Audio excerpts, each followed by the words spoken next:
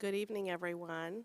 It's really nice to see all of you here. Thanks for coming out on a Tuesday evening. My name is Premilla Nadasen. I'm a professor of history at Barnard College and the author of CARE, The Highest Stage of Capitalism. And I want to just start by saying thank you to the People's Forum, to Ryan and Leanne and Kate for all their work in putting this event together. I know it was a lot of back-end work, and so I really appreciate all that. There's always invisible labor that takes place whenever we do anything together, and so I think it's important to acknowledge that labor. And I'm very lucky to be in conversation today with Ujju Aggarwal. You want to introduce? Sure.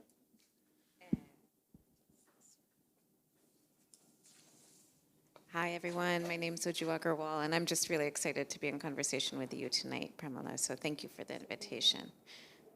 Say who you are. Sure. So I am assistant professor of anthropology and experiential learning at the New School. I'm also come to this work so through that lens, through my own kind of research and organizing, but also then as a community organizer, who's worked as a community organizer and popular educator for the last couple decades here in New York City. Yeah, that's one of the reasons I thought we would be good teammates in this conversation, is because both Ujju and I are academics and professors, but we also have a very long history of organizing, which really shapes how we think about intellectual and theoretical work, and so I hope that comes through as well tonight. So just to give you a sense of what we're going to do, I'm going to do a reading for a little bit, maybe 10 or 15 minutes, and then Ujju has some remarks that she would like to make. And then we'll have a bit of a conversation and have some time for Q&A. So we also look forward to hearing what all of you have to say. So I actually want to begin with why I wrote this book. Actually, before I do that, I also just want to shout out my former student, Begona Kistedes, who's here, who from the inception of the book, from the moment it was an idea, she was working with me on an article and was really not just a research assistant, but a thought partner.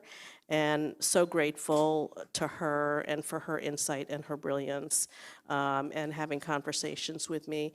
And I think, like so many books, it's never just a solo project. There's only one name on this book, but it's never just a solo project. It comes out of many, many conversations with lots of people and everything I have learned from organizers and activists and historical research. And so just a shout out to all the people who are in this book in one way or another, but whose names are not on the outside. So I do want to begin as a site of exploitation and as a space for anti-capitalist praxis. And alongside, in fact, I was an activist before I was an academic, so I've been deeply engaged with grassroots organizing work for nearly 4 decades, and many of those voices are represented in the book. The core question that's animating this book, the core questions are the same questions that have guided my academic and political career since I initiated it. And one is, how do we create a more caring, just society? And the other one is, how do we move towards a politics where everyone's basic needs are met, where people have the autonomy to live a fulfilling life?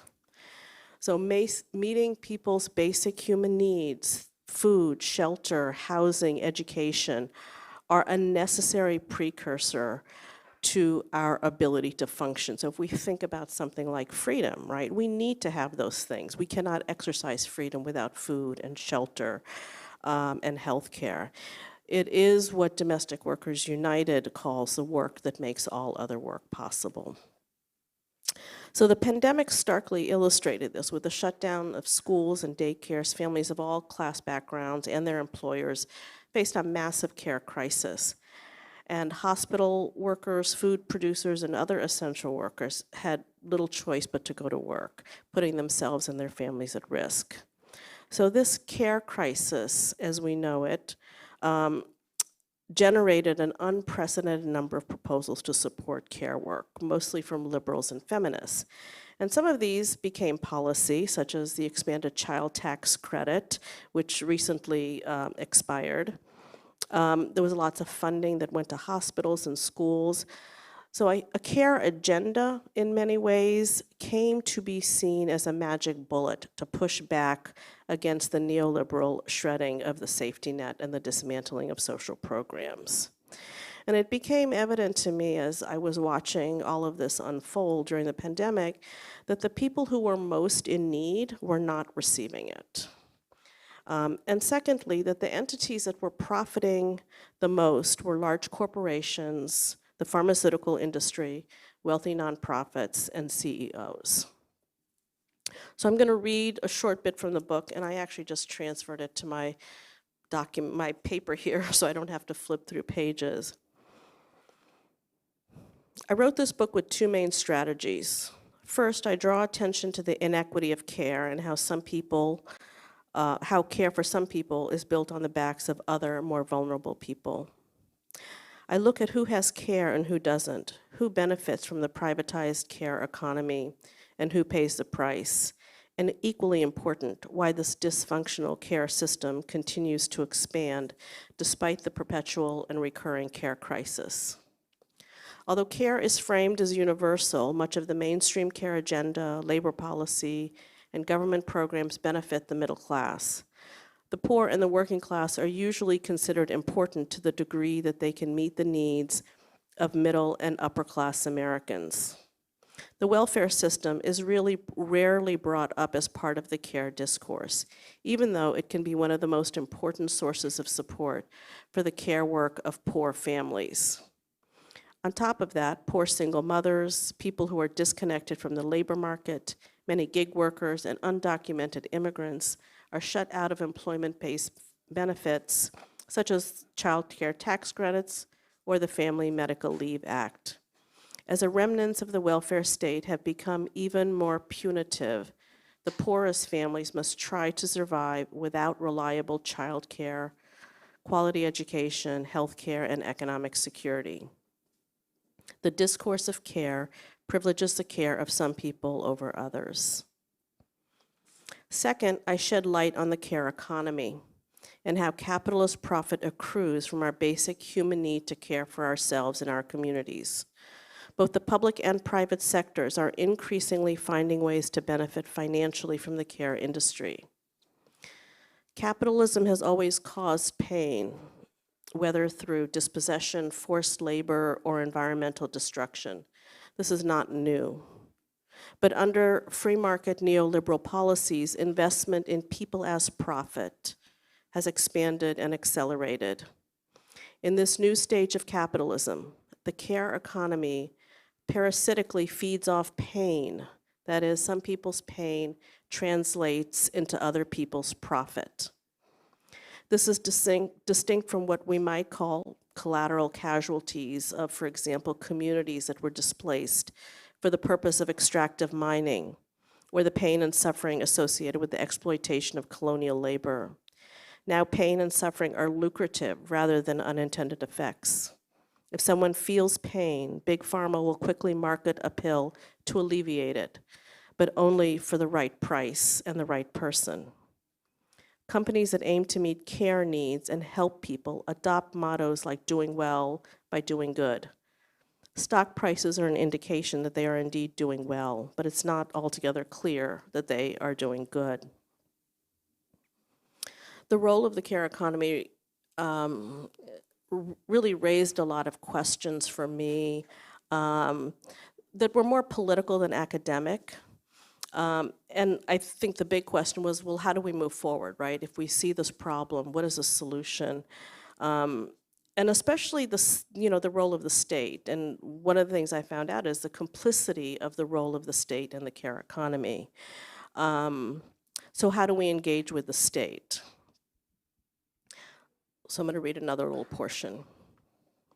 Given capitalist exploitation of social reproduction, We need to interrogate the belief that a care agenda and more public investment in care without the necessary oversight is a viable strategy for addressing the care crisis and helping people who need it most.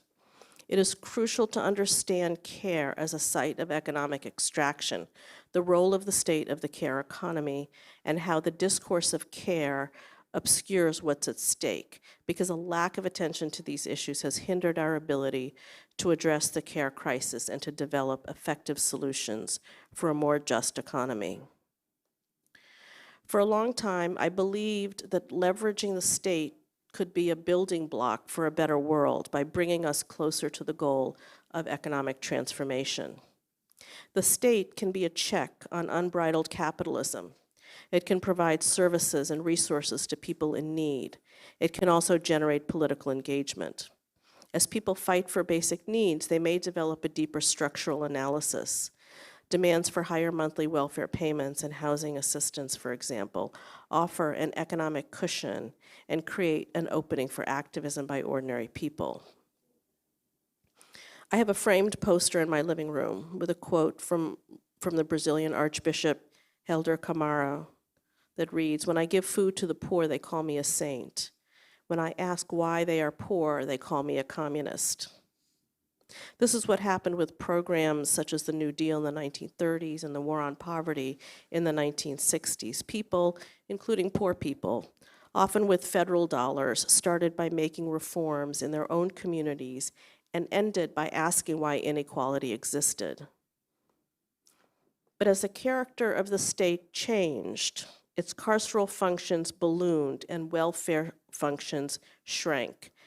State resources became a grab bag for the political elite, and the potential for ordinary people to use state resources for radical transformation diminished. Even during the best of times, liberal reforms were paired with new forms of structural inequality. The regulatory apparatus and labor legislation of the New Deal put a brake on radicalism and created new economic and political hierarchies because some workers benefited more than others. The removal of immigration quotas in 1965 was coupled with a new surveillance system on the southwest border, and President Johnson's War on Poverty contained the seeds that flourished into an expanded carceral state, as historian Elizabeth Hinton argues, through federal funding that facilitated the militarization of local police departments and cooperation between social service agencies and law enforcement. So there's a perpetual tension between the good and the harm done by liberal reforms, and it's not altogether clear whether the benefit of state programs in this current moment is outweighed by the damage they cause. Over the past half century, and particularly during the pandemic, the state has been instrumental in the growth of the care economy and deepening economic inequality. A close analysis of the care economy today shows us that the public policies that many of us on the left championed have only widened the existing race and class divisions. The care economy is an example of patterns of profit-making from the lives and labors of the marginalized and the needy by the state and the corporate sector, or what Kianga Yamada-Taylor refers to as predatory inclusion. People are hurting because, not in spite of, state programs. As I discuss in the book, the Mississippi Welfare Program has served for several years as a feeding trough for politicians and their friends, with money doled out for university sports stadiums and inflated speaking fees for appearances that have little to do with assisting the poor. All the while, applicants are subject to greater scrutiny and surveillance.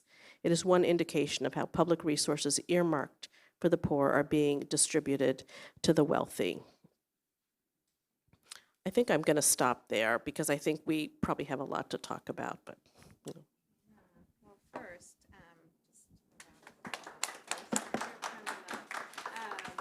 yeah, thank you so much for sharing and reading from your book, Premilla. And again, just really excited to be here in conversation with you.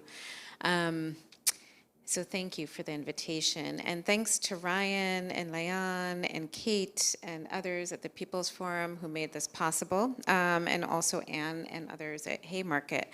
As Premilla mentioned, there's been a lot of labor going into today's event and all the events that happen here in this important space of political education.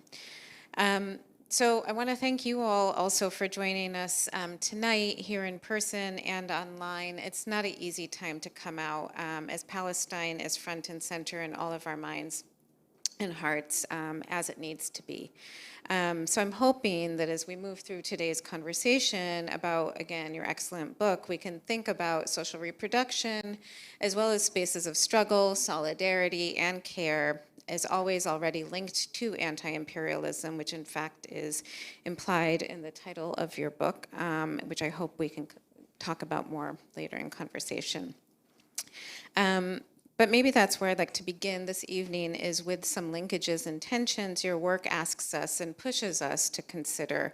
The temporal scales you travel from the late 19th century through the present day, the tensions you foreground as critical political questions having to do with labor, family form, migration, the liberal state, as you mentioned, questions of rights, reform, and racial capitalism, drawing on your own long history of work and intersections of activism and scholarship.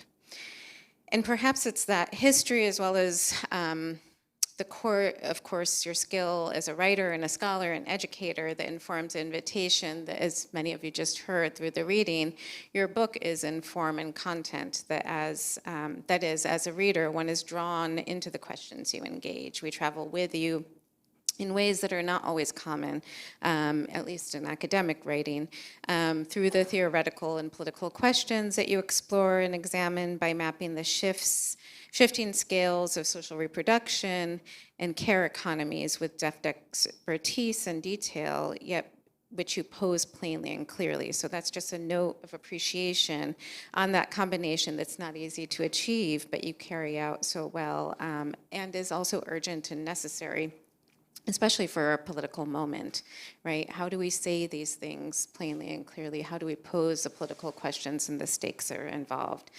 So what I thought we could do again today is just briefly consider some of the key themes that I was drawn to in your work, namely the contradictions at the heart of care that you began to speak about, the quote-unquote crisis of care, and racial capitalism, care economies and social reproduction theory, and the political praxis of care, and then move into some questions, hopefully all together in dialogue more broadly.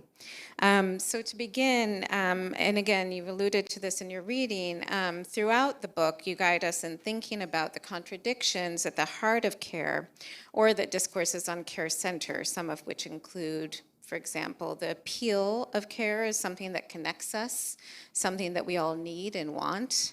The connection to care that we all have is something that most of us do, but attention to which also gives us greater clarity around the role of reproductive labor.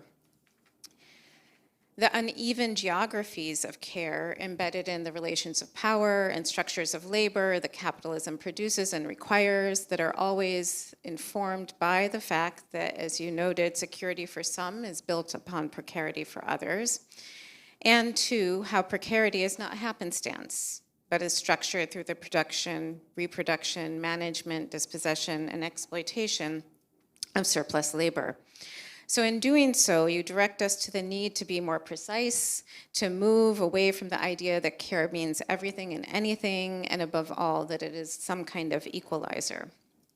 So in mapping these conflicts, contradictions, and scales of labor, the state, and capital illuminated by this unevenness, you also importantly trouble what many have come to call as, quote unquote, the care crisis, asking us to consider if it is new and from whose perspective we chart crisis or novelty. In doing so, you importantly and consistently remind us that the answer we come up with depends on how we consider not only capitalism, but racial capitalism to work. necessarily requiring a more capacious understanding of who is a worker, a more nuanced understanding of how and where production takes shape, or in other words, a less delineated line between home and the workplace, to trace the terrain therein of genealogies of slavery, colonialism, imperialism, migration, histories that are often dismissed, as you note, by mainstream labor movements, but which are critical to tracking the shifts occurring in structures of work and labor and political economy more broadly. And here you importantly remind us time and again that resistance and organizing from workers, most often excluded workers, acts as a political compass, shedding light on these shifts, oftentimes oftentimes before they're generally recognized more broadly. So just a couple more thoughts on kind of themes before we move into questions. I wanted to return briefly to thinking about the question of surplus and what you teach us in your work about the ways that political economic shifts and their related inevitable crises require new modalities mechanized by the care economy to absorb populations that were once understood to be unproductive, to become new sites of reinvestment, value extraction, and as you note, profit. Thus another instance in which we see capitalism saving capitalism from capitalism. So in doing so, you note the different nodes of the state and non-state involvement, paying close attention, as you mentioned, to the role of private entities, as well as the role of not-for-profits, or what Ruth Wilson Gilmore has termed the shadow state, to help clarify in correlation, for example, to the military-industrial complex, what we might understand as a care-industrial complex, tracing how even the pain, trauma, vulnerability, and precarity created by capitalism become new sites for circulation, investment, value extraction, and again, as you emphasize, profit. So as you help clarify, it's not only about the question of access, via Taylor's work also, but a question of what access does, what it feeds, and how it forces us to rethink critical questions having to do with liberal rights and the racial capitalist state, extending then not only our understanding beyond that of access, but also beyond what many have emphasized as a growing service sector, which again is true, but then how do we put these things alongside each other? So then if we question what access means, especially as modalities of care and social reproduction are increasingly not only necessary to capitalism, but productive to it, and increasingly tied also then to punitive logics that operate through systems, regimes, and histories of racial, economic, and gendered violence rooted in the carceral state. Reminding us, for example, as Damien Sojourner notes, that enclosure extends beyond the imposition of any physical boundary to encompass, quote, the removal, withdrawal, denial of services and programs that are key to the long-term stability and well-being of communities, end quote. So that as he, Erica Miners, Sabina Vaught, and others teach us, it's not so much, for example, about the school-to-prison pipeline, but about the school-prison nexus, mapping how structures of social reproduction, such as schools, as well as hospitals and more, become sites through which to discern and map interconnected circuits, not only of abandonment, but also structured dispossession and carcerality. Right? So as you know, with care, that's a little bit of a joke, a pun. This is yet another tension you highlight within and against social reproduction theory, right? Having to do with the idea that there is a contradiction between social reproduction and capitalism, or the ways social reproduction is understood as a precondition for capitalism rather than a site of it.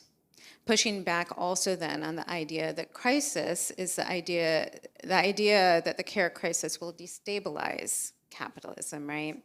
And perhaps then the question or pushback is not the question of crisis, because that is inevitable to capitalism, but rather what visible, less visible, state, non-state, carceral, and rights-based infrastructures have been established by the care economy to absorb, subsume, and identify new sites, spaces, bodies, and relation for circulation and investment. How do we then trace these historically right? And what are the relations of these histories to the present day ways we experience these circulations, right? What are those connections? What are those through lines? And why do they matter?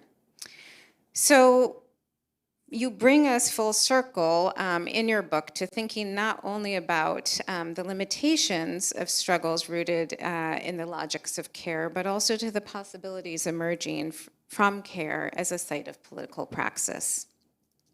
What is possible from care as a site of knowledge production, struggle, expanding rather than contracting relations, which is something I look at in my own work, right? How do the relationalities of care that expand rather than contract pose a challenge to capitalist relations of production and reproduction, as well as an expanded political horizon, solidarity, liberatory futures, and transformation, right? So where do we trace these? How do we look? And why do they matter, right? How do they kind of provide nuclei, kind of the kernels or nucleus from which we might then also kind of forge more expanded and powerful political struggle. So with that, I thought we could then kind of move into some questions about some of, kind of focusing in on some of the questions your work brought up for me, but also we don't need to kind of be only enclosed to these questions. I want to open it up, of course, if there's things that you'd like to respond to otherwise. But a question that I just would love to begin with is asking you to comment a little bit on your title, drawing, of course, on Lenin, and relatedly thinking about your emphasis on racial capitalism, care, and specifically profit. And so I wonder if you could talk a little bit about how you understand the relationship among those three and the significance of your title. Thank you so much, Ujju. That was powerful. I didn't know I said all that. And you know, it was a really great synopsis of a lot of the themes in the book. So I really appreciate it. I actually want to just step back for a moment, especially for people in the audience who might not be familiar with some of those debates, because I think some of that is actually foundational to the questions you're asking and the framework you're putting on this. And that is, well, I guess there are two things. One is the question of language, and what do we call this work, right? This is the labor that makes all other work possible. It's the child care and the health care and the education, as we've said. So what do we call that? Do we call that care? Do we call it something else?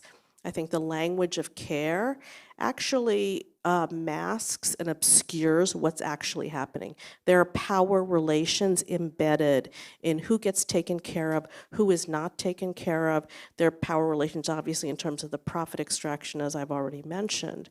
And I think the language of care, it's kind of a nice language. Who doesn't love care? Who doesn't want to be cared for? We all like care, right? So how in the world can you have a critique of care? So I think we actually have to move away from the language of care.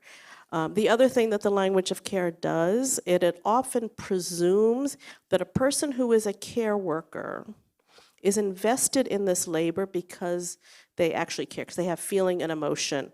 So when somebody's taking care of your child and we call them a care worker, I think it's a bit of a misnomer. It's a job. That's why they're doing it, and they want to get that paycheck at the end of the week. If they don't get that paycheck at the end of the week, they don't really want to be there. They don't love your kid that much. So I think we just need a little bit of clarity about the language. I think the language doesn't do us any good in terms of trying to move forward and trying to understand the situation. So Marxist feminists for a long time have used the term social reproduction instead of the term care. And I find that really useful to think about. Social reproduction helps us understand the relationship between this labor and capitalism and capitalist profit and capitalist need for labor.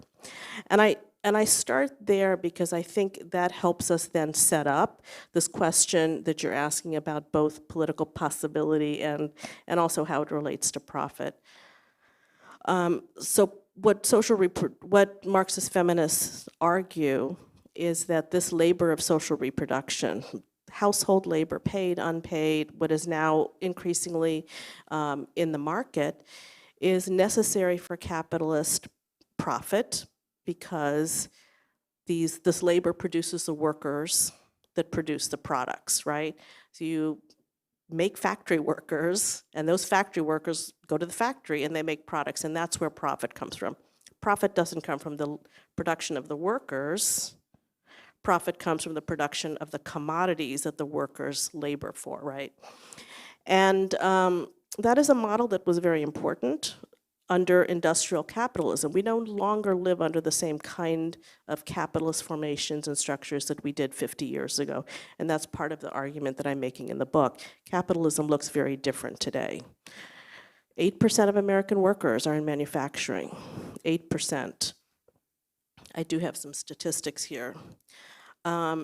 50 years ago, in 1980, 22% of American workers. So we went from 22% in 1980 to 8%. In that same period, the number of people in health and education alone went from 8% to 15%. Something like a third of American workers today are in what we would call the social reproduction fields. So the base of the American economy has shifted. The other statistic I'll give you is if we look at the top 10 Fortune 500 companies. Today, 4 of the top 10 are in healthcare or social reproductive work. CVS is one of them. Yep, that's the one down the street. CVS, United Healthcare, McKesson, and AmerisourceBergen. And the last 2 are pharmaceutical companies. So 4 out of the top 10 are in healthcare. In 1980, the top 10 on Fortune 500 included 6 oil and gas companies, 2 tech firms, and 2 auto manufacturers. So again, that just gives you a little indication of how American capitalism has shifted in the past 50 years. And so when I use the title, Care, the Highest Stage of Capitalism, thank you, Pagona, for coming up with that. When I use that title, it is a reference to this very shift that I'm talking about, that capitalism has moved in a new direction where it is now finding profit, not in auto manufacturing, but in our need, and our need, actually, not our desire, but our need to take care of ourselves, to have, doctor's visits, childcare, all those things that we think of as absolutely essential for our survival are now a source of profit. And it's not just a source of profit, it is the engine of the American economy, I would argue. This is the future of the American economy. Melinda Gates recently produced a report about the new frontier of care, and she created both an investor's guide and an entrepreneur's guide for the care industry, encouraging people to invest more and to start up new businesses. The Boston Consulting Group estimated the care economy, paid and unpaid work, as $6 trillion. That's an enormous amount of money. So I think that care is much more important for each of us in our daily lives, and it's much more important for the U.S. economy as a whole. Should I keep going? Yeah, I mean, I think that's so helpful, and I think the context that you're providing really kind of illuminates many of these shifts, right? I wonder if you can speak a little bit more to the relationship, your emphasis, right, which I think is really critical and central to your work on not just care and profit, but the relationship, then the emphasis that you place on racial capitalism. So I think that the work of care is often viewed through a gendered lens. Again, because of this assumptions about its nurturing work, we're all invested emotionally.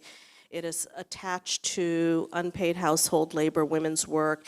And so in most cases, when people have tried to analyze care or social reproduction, they have understood it through a gendered lens, right? And part of my work through looking at the inequity of care, right? How some people are cared for and some people are not cared for. And I could talk a little bit more about what that means. There are, I used to say 2 tiers. I think there's multi-tiers of care. So we can look at the very privileged, right, who have all their care needs met. They have enough resources to hire, both nannies and gardeners and, dishwashers and housekeepers and cooks and all of that. People who are working in certain kinds of professions have companies, have employers who provide a lot of care for them. Google, if you work for Google and not as part of their contingent, they have contingent workers and they have workers abroad. But if you're a full-time Google employee, you get 18 weeks of off if you have a child. Any kind of child care leave. So man or woman, you don't have to give birth to the baby. You get 18 weeks. Child bonding bucks. You get money for diapers and formula, all sorts of things. I would have bonded more with my kids if I got child bonding bucks. You get, they have on-site child care. So you can take your kid to work and still do what you need to do. So that's a certain category of workers. Most workers don't have that. And then there's the middle class and the working class that clearly struggle to pay for childcare, struggle to pay for all the basic healthcare needs, everything else. And we know how healthcare is now one of the most important reasons for debt for the typical American family. And then at the very bottom, you have people who really don't have any access to care whatsoever. They are people who work intermittently, who don't qualify for the tax credits. So we do have a child tax credit. We have an earned income tax credit. In order to get those those are targeted to people with lower income. But in order to get those targeted programs, you have to earn some money. You don't get a tax credit unless you pay taxes, right? So there's all kinds of exclusions for the very, very poorest. At the same time, our welfare program has been completely dismantled. There's no such thing as any kind of safety net for people. In order to even apply for food stamps in many states, you have to go through a really complicated bureaucratic process, and even then, there's a very good chance you might not get accepted for food stamps. So there really is no safety net in this country for the people who need it most. And so for me, part of and I forgot what the question was at this point, but for me, part of the problem is how can we have a caring system, right, if in fact there are so many people who are left out of it? So this universal discourse that you refer to is a myth. It is not a universal discourse. It's understanding how care workers serve a certain category of people, right? And so we value them and we want to clap for them and we want to appreciate them, but it's only because they're serving certain people. We don't have a system that cares for the needy, and I hear very few people talking, even people who are pushing for a care agenda on the federal level or state levels, very few people are talking about the people who need the most assistance. And I really did forget what you asked me. No, well, you answered it regardless.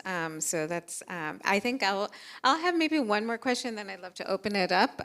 But one thing that you do so, I think, importantly, both theoretically but more so politically throughout your book, is push us to think dialectically, right? And I'd like to ask you to share a little bit more about how you're thinking about what you term radical care, right?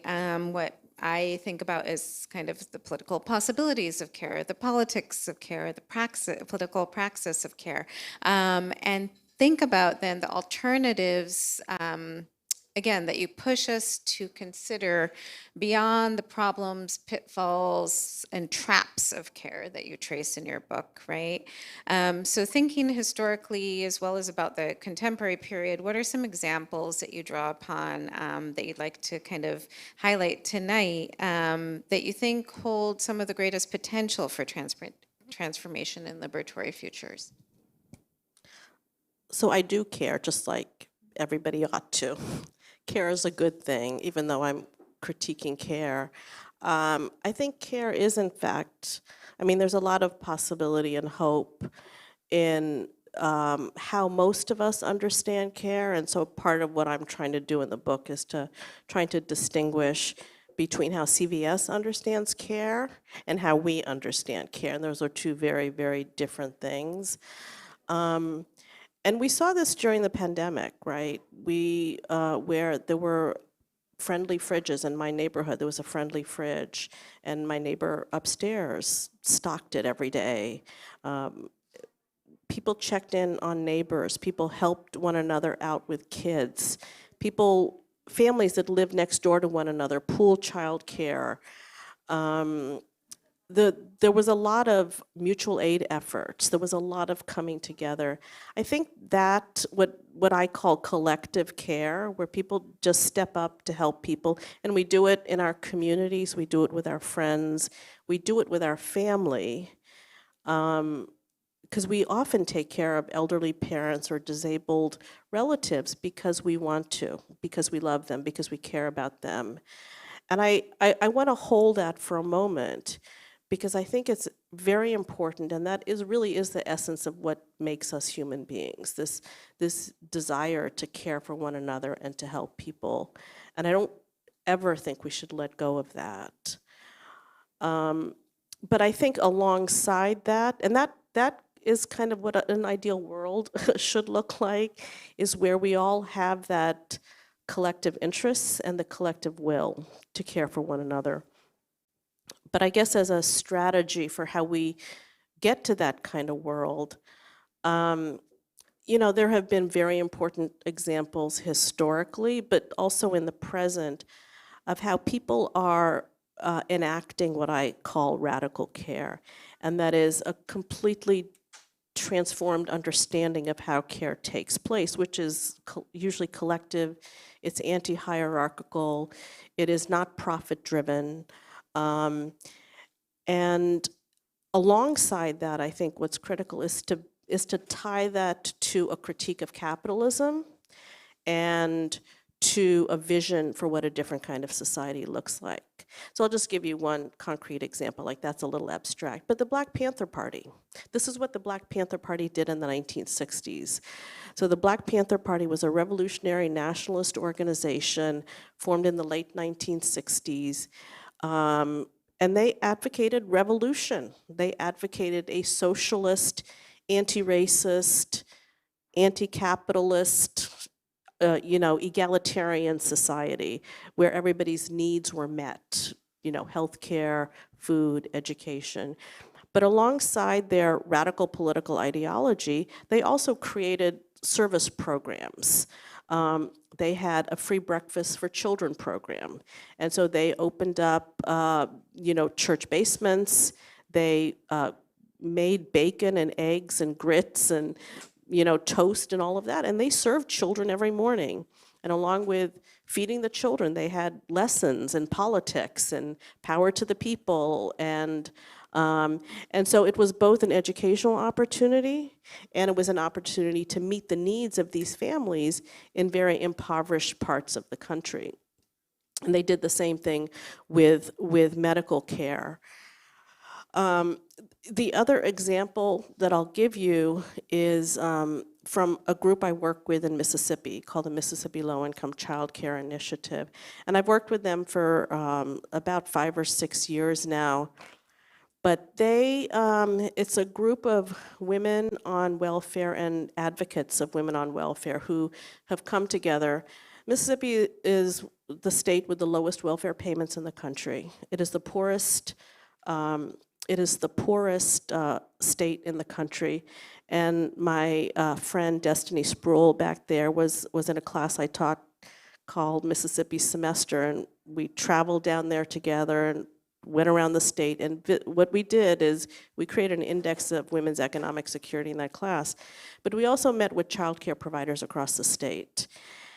And the amazing thing about what's happening in Mississippi, it's a form of abandonment, right? Poor people in Mississippi have been abandoned by the state. There's nobody there to assist them. So what have they done? They have come together and they figured out a way to support one another. These women in these small towns, and by small I mean 300-400 people, no stoplights, have, they realized there's a need for childcare in my community. So they simply opened up their home and they created a childcare center. And that kind of thing is happening across the state of Mississippi in these rural areas where there is no childcare available, where somebody in the neighborhood is opening up a space to take care of other people's children. At the same time, what they're doing is they're lobbying the state for expanded welfare assistance and childcare assistance for these parents and for the families. And so I see that as a combination of two things. It's a combination of demanding expanded state assistance, right? But it's also an example of modeling what care could look like in a different way where people are supporting one another. But I think the other piece of it that's really important to me is the relationship building, right? And for me, social transformation at its core is about how do we build relationships with one another? How do we create a different notion of community? How do we learn to work together? How do we, because care is about community at its core. And in order to create that community, we have to learn who our community is, and we have to understand them, and we have to build that community. So I think that that's part of social movement organizing, is building the community so that, so that we are working more collaboratively and collectively. Yeah, thank you so much, Premilla. Absolutely, the survival programs of the Black Panther Party, right, are of course absolutely a model to think about, and there were so many that they built, right, and instituted and ran collectively. I think one of the things that you speak about in terms of expanded networks and relationality, I think I experienced growing up, as many of us do, right? I mean, these things are also not new. They exist in communities, have existed in communities in Mississippi, but also in so many places that we come from, right? So the idea of expanded kin networks, many of us were raised within them, many of us relied on them. And I think, though, the first time I was able, even though they were familiar to me, the first time I kind of saw them in an expanded scale in action, where I was able to name or kind of feel the political significance, was in Cuba, right? Where you really couldn't tell whose child was whose child, right? There were ways that the relationality of people expanded beyond the individual more than in an intellectual way, right? It was daily practice. And I think those are the spaces that we kind of can also look to in terms of thinking about, again, as you say, kind of what are the structures they're in, how people are relating to one another, but what it is we're really fighting for, right? If it's not access to liberal rights only, right? We do need those things because we need to get by, and we need to expand what those things mean. But if we really think about then expanded political horizons, right? Where do we look? Where do we find inspiration? And so for me, that was really formative, and one of the things that I continue to kind of hold at center in terms of my own kind of thinking around kind of care and the politics of relationality, right? But I could go on speaking to you, but I know we've been talking for a long time, so I'm wondering if we should open it up to the audience and to online questions as well.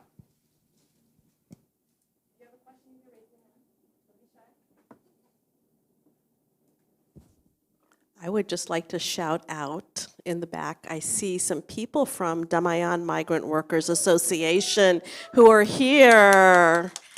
And it is so great to see all of you. And I want to shout them out in particular because they are the stars of this book.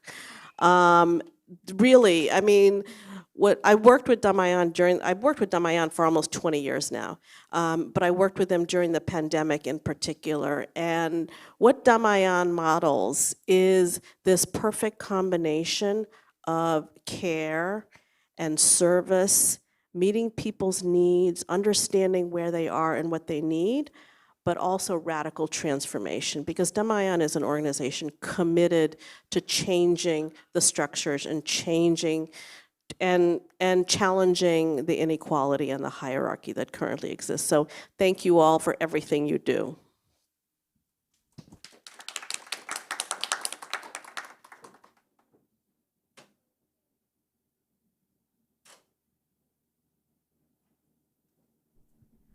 So, okay, I'm just gonna make sure I can hold it close enough to my mouth. But I just ordered your book. It's gonna come in tomorrow, and I'm really, really excited to read it. You mentioned at the beginning of the talk that you've been in activism for many years of your life, and I'm a newer activist. I've only been an activist for about 2 years, and I was wondering, in the beginning, how did you balance? Because I'm about to get hired somewhere. It's just retail, but how did you manage, getting funding for yourself, but also continuing to participate in activism? Like, how did you find a balance between that in the earlier years, or how did you figure it out? Because that's like one of the hardest things for me. Yeah, that's a good question. I think I don't know that I did that very well. Although I have to say I landed on my feet, right? And maybe with a little bit of height there too, on a little platform, as you can see down there. But I think that, there's always a way we can see ourselves as vulnerable. There's always, when we choose to be political activists, there's always a way we can say, do I really want to give this up? Do I really want to give that up? And I guess I never really thought too much about it because I felt like I couldn't live with myself if I didn't do what I thought was right. And I know there are consequences. I know there were opportunities that were closed to me. There were doors that were closed to me, and there still are. I work at an institution right now that is trying to shut down free speech, that is trying to, that has banned Students for Justice in Palestine and Jewish Voice for Peace. And so I have spoken out, and I will continue to speak out, and I know that has repercussions. So I'll just say don't do anything stupid. But, I think you have to take risks for what you believe in. And I think if you don't, then why does any of it matter, right? If you don't, even if you get that ideal job that you want, are you going to feel good about yourself? Is it going to be the kind of world that you want to live in? I think that we're actually at a really critical crossroads right now in our history. And I am a historian, so I'm able to look back and think about other crossroads. The 1960s was one for sure, the 1930s. I think we are really at a moment now where things could go in any number of different directions, and I think it's so important for people to speak up. And you have to figure out that balance. You got to, and I don't want to minimize the daily struggles, because you got to live, you need a place to live, and we know about housing insecurity and precarity. We know about what it's like, because there is no safety net right now. If you don't have food on the table, it has serious consequences. So make sure you're okay. But I think the question is, what is the ambition, right? What is the goal? And how can you stay true to yourself as you're on that path toward that goal? Have advice as well, but I just want to add one quick thing to that excellent advice, which is collectivize these questions, right? To address them individually is impossible, but to also then build what we need to sustain us is impossible to do individually as well. So we need communities to both hold us accountable, right? To what we think about as our values, our political commitments, and we also need communities to mitigate risk, right? Whether that's financial, political, or otherwise. And so community really is our real safety net, I think. And I will also answer that again.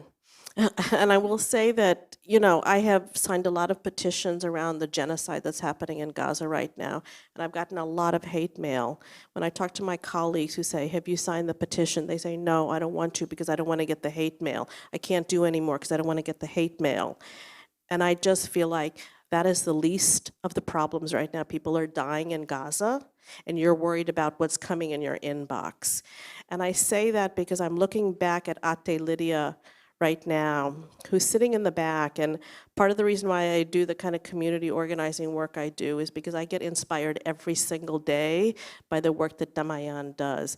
Damayan is an organization that assists people to escape from trafficking situations. And when you hear the real stories of people, of what they were dealing with, forced labor trafficking situations, it just makes me feel like, okay, if it's not this job, it might be that job, that's okay. Because the risks that people like us with some privilege, and I don't come from a privileged background, but I'm privileged compared to a lot of people.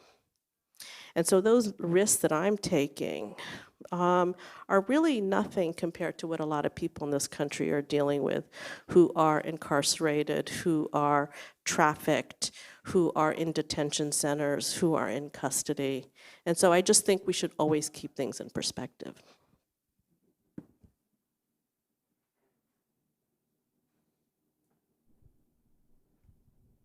Thanks, Professor Nadasen. I was just going to ask, you spoke about this new iteration of capitalism, the subject of the worker looking a bit different than industrial 1920s. And I feel like a lot of leftist progressive groups haven't really changed who the subject of the worker is and who they organize around. There's a lot of like really white Marxists or white progressives who still harken back to these days of like the steel worker without thinking of like domestic workers who are black and brown. Do you have any advice for people who are in those organizing spaces and how we can like tell our comrades and peers how to have a deeper understanding of racial capitalism and just make it a better space? Yeah, thank you, Destiny, for that question. I think, and it's, I think it's still the case where people use the manufacturing worker as a kind of prototype for how we want to imagine moving forward or how we understand labor organizing. And no disrespect to the UAW that has, done some pretty good stuff lately. So good for them. But as I said, only 8% of American workers are in manufacturing today. And so that does, okay, so then we have to ask, well, what about the other 92%, right? What are they doing? Can we talk to them? And you're right. They are, in other kinds of labor. A lot of them are doing service sector work. But the reason we have this mindset about manufacturing workers as the kind of standard worker is partly because of the labor movement and how the labor movement evolved in this country with very exclusionary boundaries, right? So only some people were included and were invited. Other people were denied the right, even though they tried to organize, were denied the right to be a part of those unions. Also has to do with labor historians, that's my profession, who have written about labor history in this very narrow way. So I think we have to think more broadly about who's a worker and what is work. Unpaid household labor is often not recognized as work at all, right? It's just considered work people do because they want to. And some of us do it because we want to, but historically it's been work that's been designated for women to do whether they wanted to or not. So I think we have to really expand that notion. And domestic workers, over the past 30 years, there has been an upsurge in service sector work. When I first began writing about domestic workers about 20 years ago, Domestic Workers United and Damayan, all of these organizations were just starting out in New York City. And so I was thinking about writing about them and reading labor history and reading the New York Times, and all those sources were telling me the labor movement is dead. The labor movement is dead, it's on the decline, there's no labor movement. And I'm going to downtown Manhattan and seeing these massive demonstrations of women of color who've been organizing. And I'm like, wait a second, the labor movement is not dead. We have a very vibrant, exciting, militant labor movement. What we've seen since then is really just an expansion of this organizing. It's taxi workers, it's Uber drivers, it's nail salon workers, it's restaurant workers, people who really have been on the margins of the labor movement, who are leading the way, who are redefining what the labor movement looks like. And I think that redefinition is also really important. So I'll just give you one quick example of that. So for auto workers, for example, when they organize, they're organizing on the assembly line because they're all together in one concentrated place. Domestic workers are working in private spaces and homes, so they can't organize in their workplace. They organize in public places, playgrounds. In the 1960s, they organized on city buses, on the trains, laundry rooms. And then the second thing I think that makes them important is with auto workers, for example, they're negotiating with GM, Ford, or whoever else. But with domestic workers, they can't just organize with their employer, so they demand state-based benefits. And that's important because it means that every worker who is in that state, regardless of whether or not they're a member of the union, will get those benefits. So it's a very different model of labor organizing that benefits people. I think the basis or the beginning of what is really a working class struggle rather than a labor movement. I don't actually like the term union movement because it's too narrow. It's only people who are card-carrying members. I don't even like the term labor movement because I think that can be too narrow because of who's excluded from that category of labor. But when we talk about working class movement, we can include in that people who are organizing around housing, it's not about their labor, or people who are organizing around the price of food, or people who are organizing around their workplace. So it's a much more expansive term.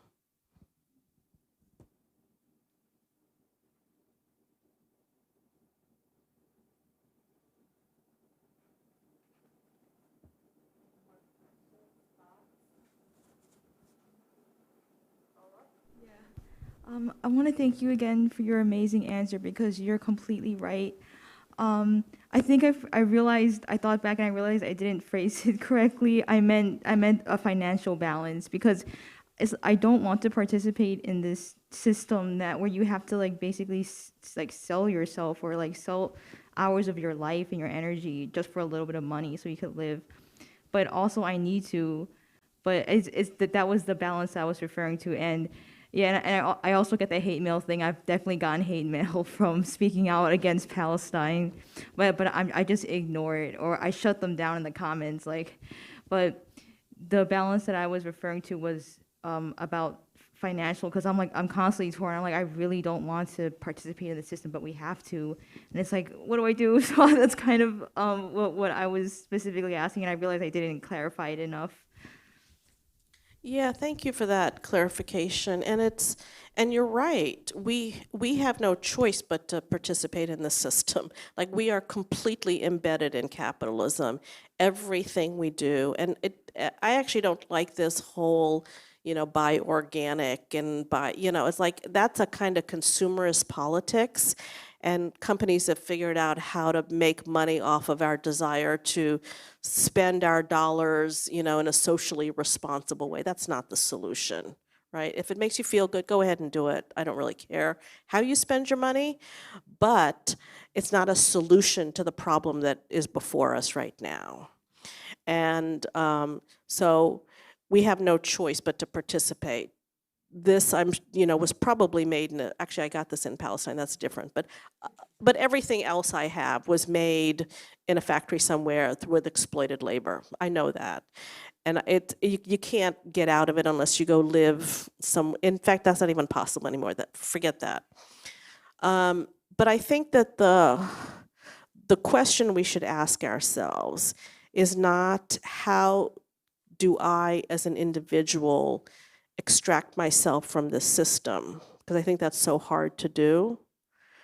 But what can I do to educate myself and to educate other people and to build a critical mass of people who understand, like I do, what the problem is? I think it's organizing.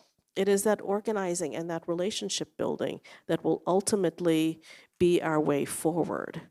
And it's only through building those relationships and having those hard conversations, even as we're, purchasing our food from supermarkets that are undoubtedly, wreaking havoc all over the world.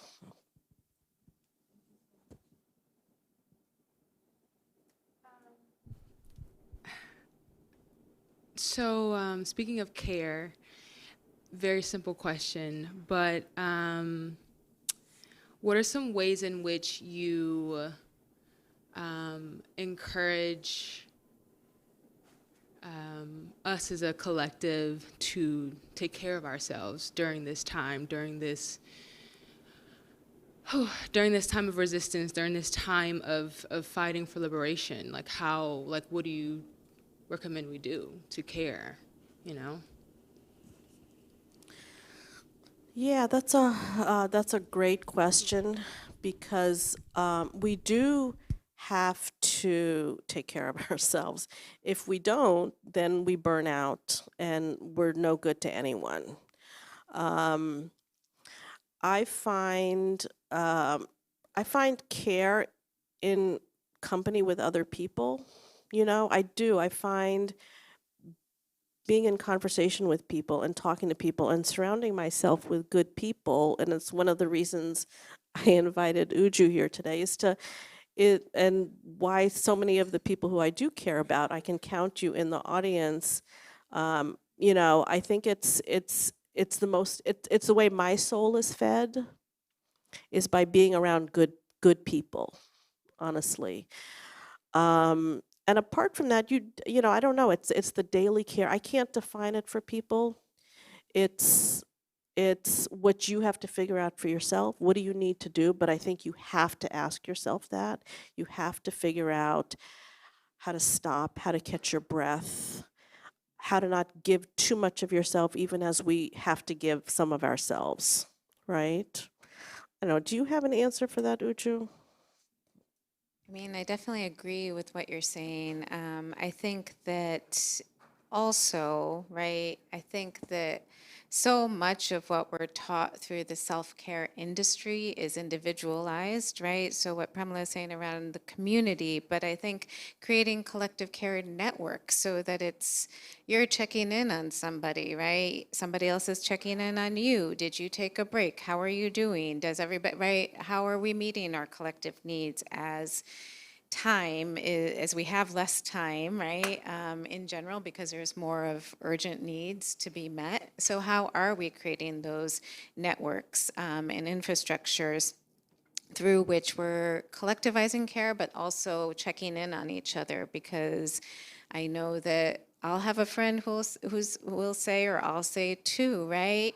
Hey, you really seem like you're like pushing yourself to a brink. Are you going to get a break in a little bit, right? Are you going to take a step back? And how do we do that with non-judgment, but kind of, right, implementing other forms of collectivity and ways to be together? And think about that as also kind of political discipline and political accountability to one another, right?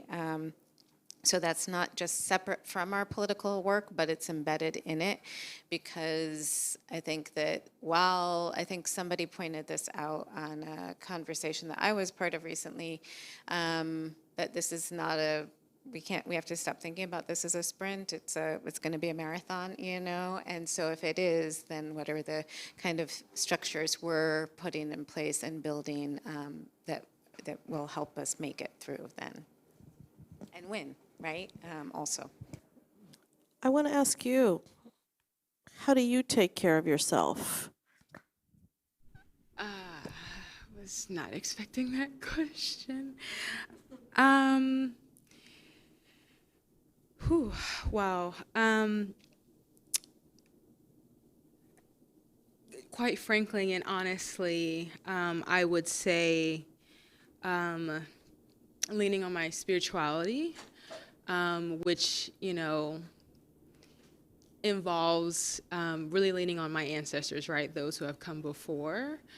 God as well, I don't know everyone's belief, but, you know, having that belief and not losing hope.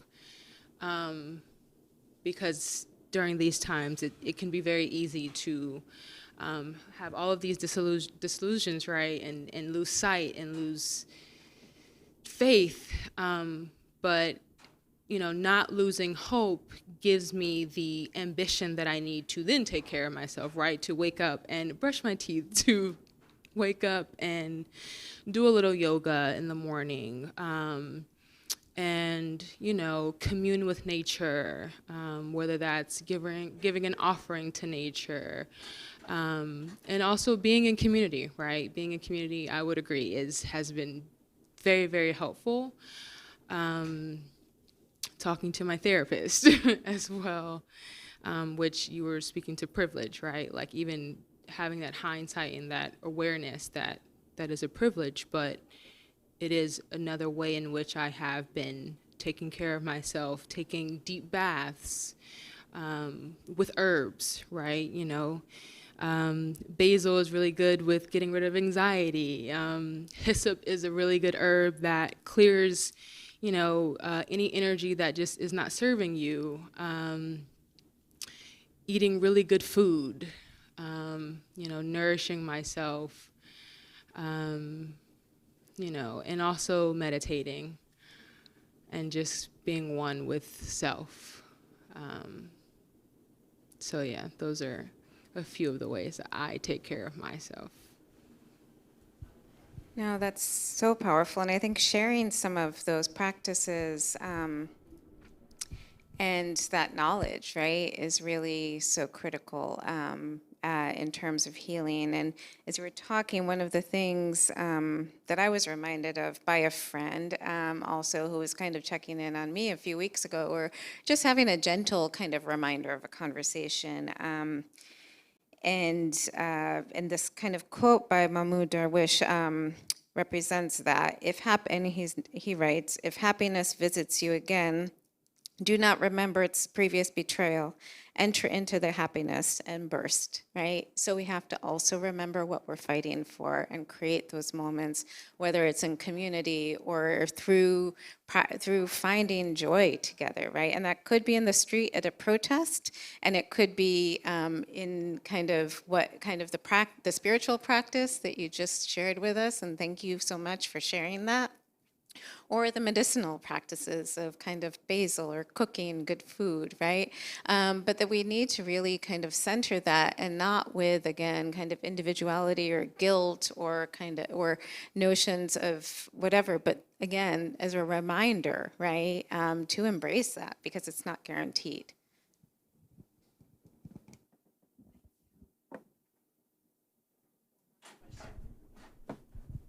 Hi, thank you again so much for your time and for this discussion. I wanted to ask if you could say a little bit more about what you see as the role of care workers in leading this larger struggle for the working class, particularly what you see the implications for those of us that aren't care workers, right, but are still a part of this class, are still suffering, exploited under this system. I think, you know, we're seeing really clearly right now, right, that like every day we go to work and we're really just making more profit for this system that then uses our blood and sweat to drop bombs, to go fund genocides in other parts of the world, to extract more resources and make that system stronger, right? So I would like to know like what you see is really the role of how care workers are organizing and what that means for the larger working class and our struggle.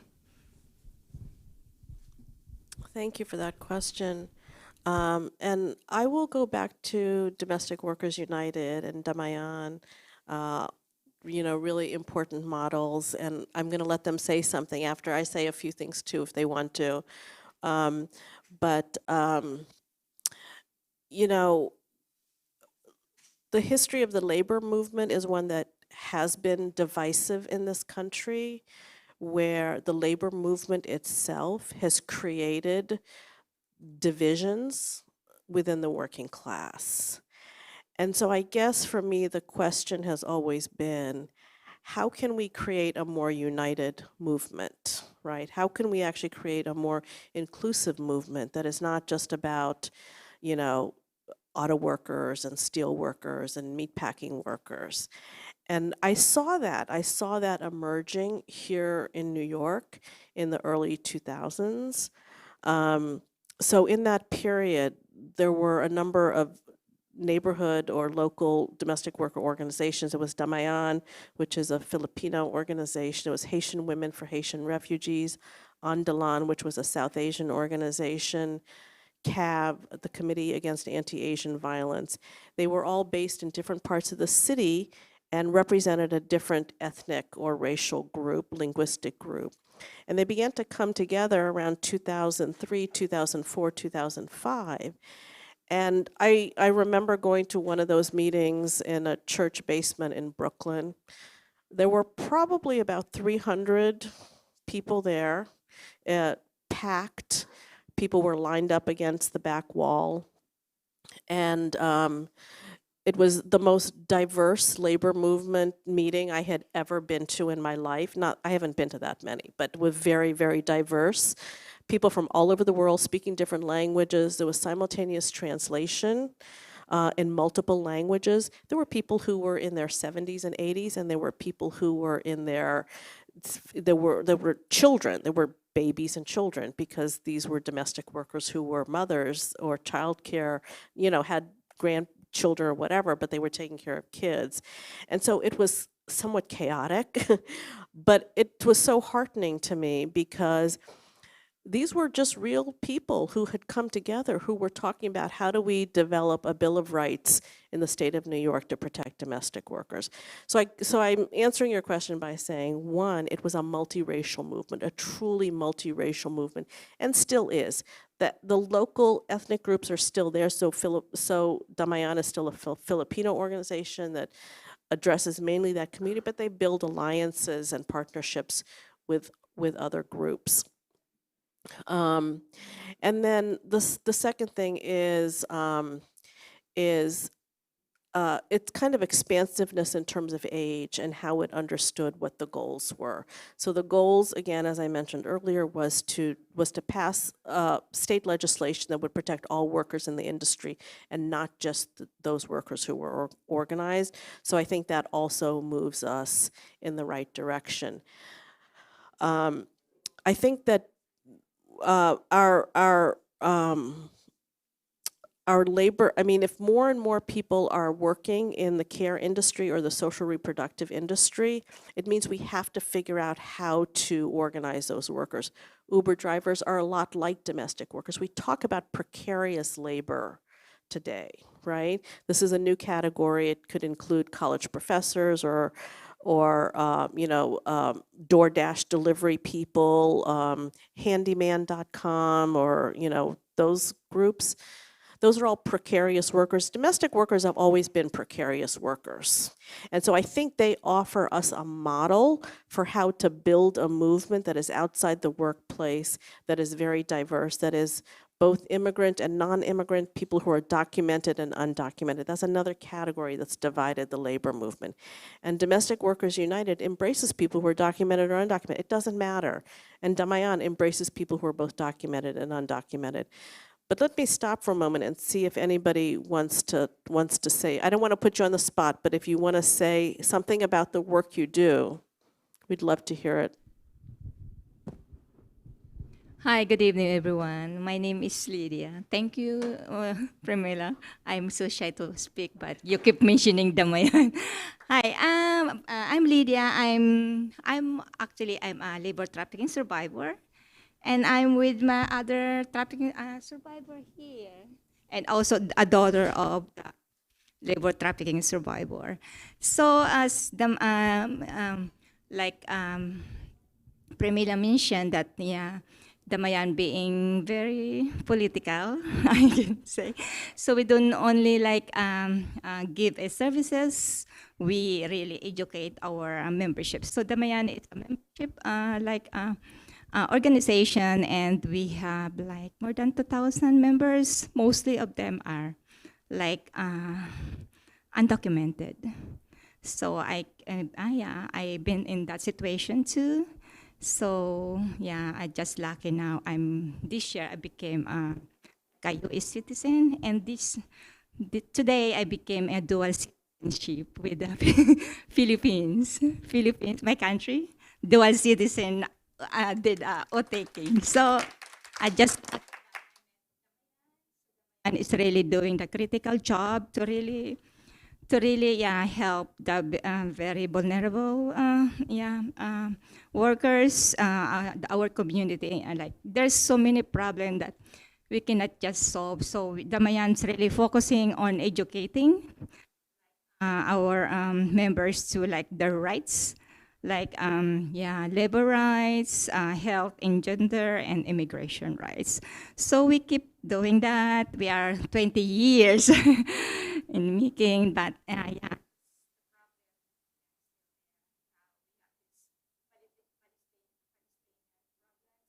and also supporting it. So we are not scared to say that. Yeah, we Chair would like to speak. Thank you, Premilla. Thank And you very really, yeah. much.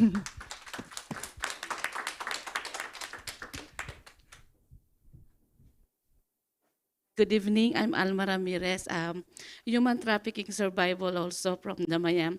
Damayan is explained itself, Damayan in Tagalog word, which means caring each other, helping each other, uplifting each other. That's what we do to our co-Filipino, and not also Filipino, also to our some, we have also like Indonesian, everything that coming to our organization. That's why we help each other, trying to empower each other. So Damayam helped me also empowered and helped me also to get my papers from undocumented to documented.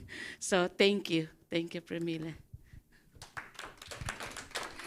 Alma is a board of director of Damayan, and I'm also a full-time staff organizer and case manager. Yeah, it's like Damayan's really educating us from for all those knowledge that you learn. So you can just stop keeping it to yourself. You want it to share it to others. Because being in the situation that you are very isolated is just unhuman. So all those I have, so I want to share it to others, bring it back to my community. So that's what I'm doing.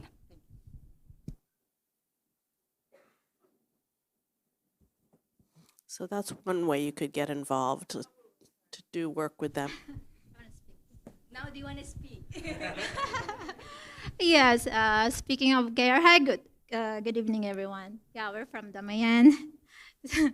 So, okay, speaking of care, in what way, how can we see the word care to the people that hardly to get a job, working with a low wage, without health insurance because of their gender identity, especially to the workers that we know until now there's still a lot of workers being abused of their rights and discriminating against their status.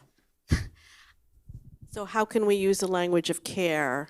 Yeah. Yes, thanks for me. Yeah. No, that's a great question. And I learned that from Damayan and from other activists and organizers, right? Is when we use that language of care work, how does it resonate? How does it represent? How does it sit with the people who are doing this work?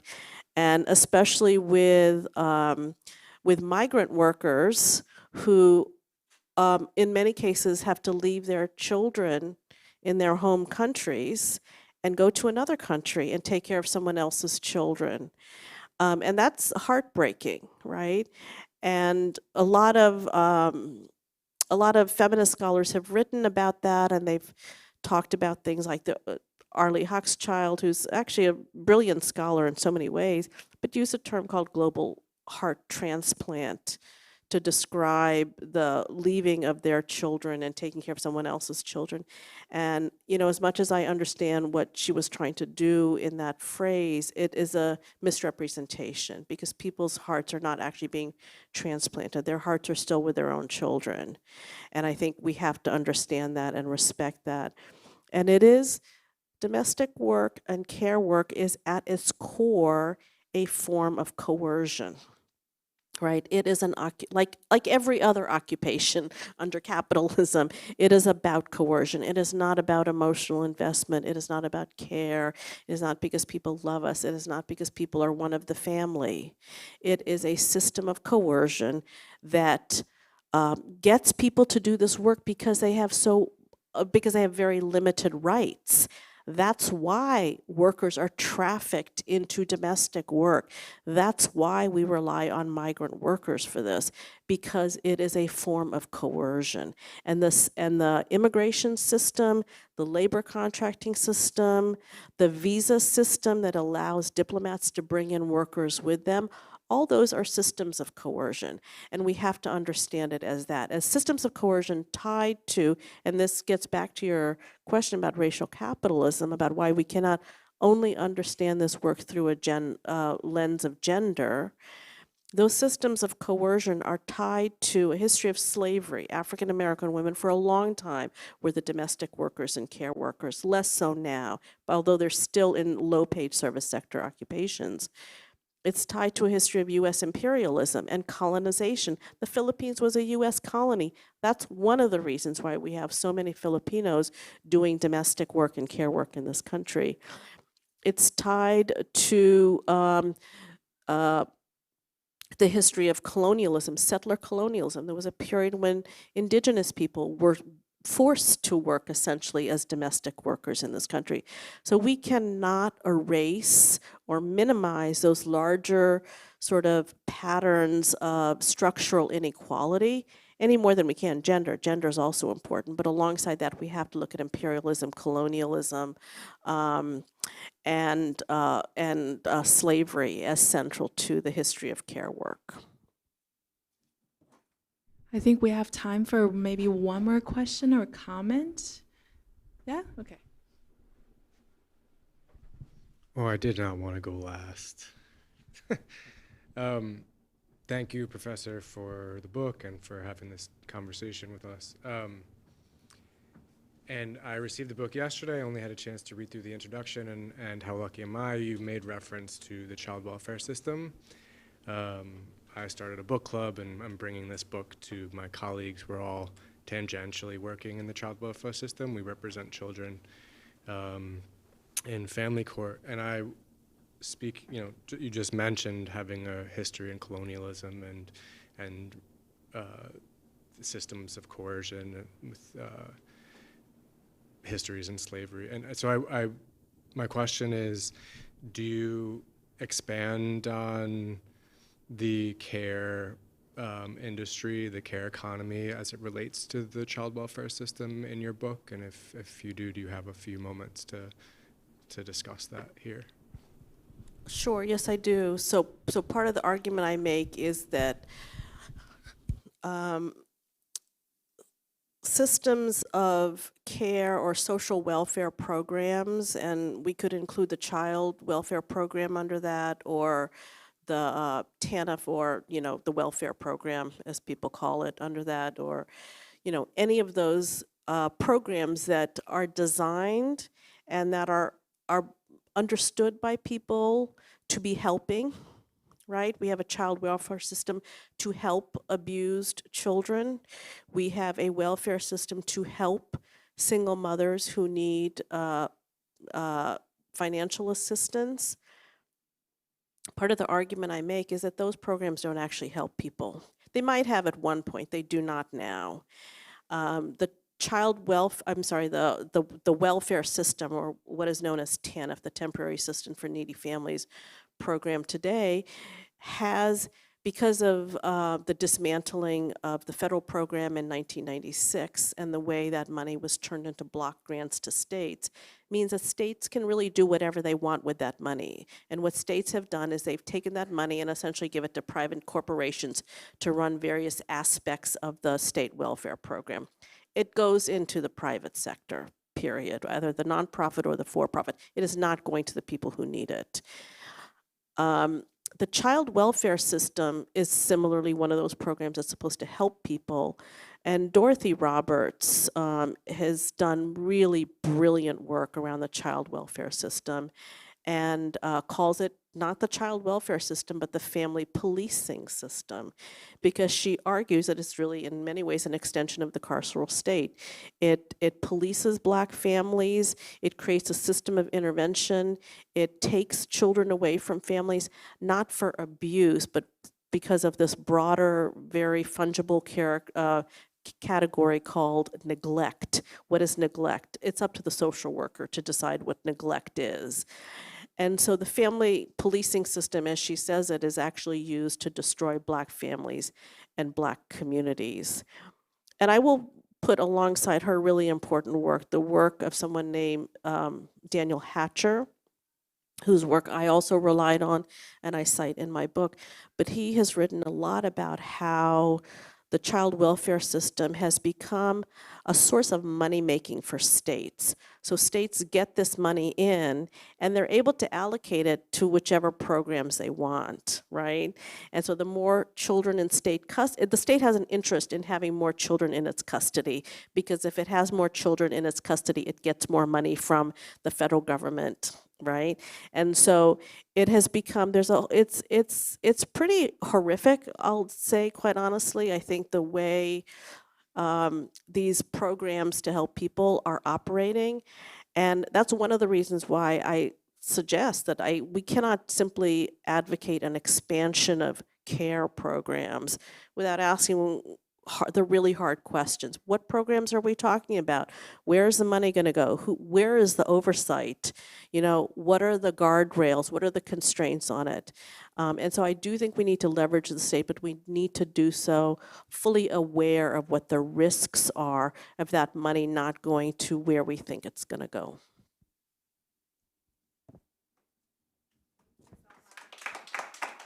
Thank you. And I just want to say that we do have the books for sale in the front, so if you haven't gotten your copy, now's your chance. And I know there are many organizers here tonight, so please stick around and talk to each other. Yeah, thank you for coming tonight. Thank you so much.